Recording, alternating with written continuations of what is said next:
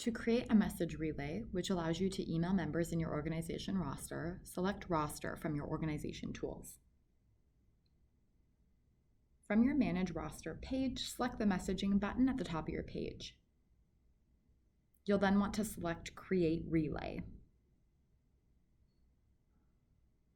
You'll then be able to select the recipients who will receive your message. Select the positions or individual members that you would like to send the message to by selecting Edit within each component.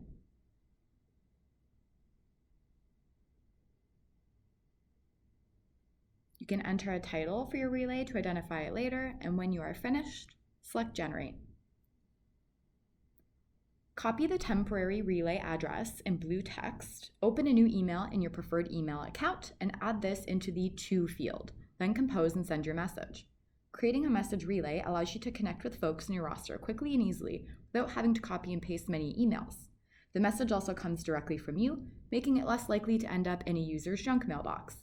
You can also add your own branding and attachments to the message once you are in your preferred email account and have more creative control over the message by generating a message relay through the system. If you have any questions about this tutorial, email us at experiencebu@brocu.ca.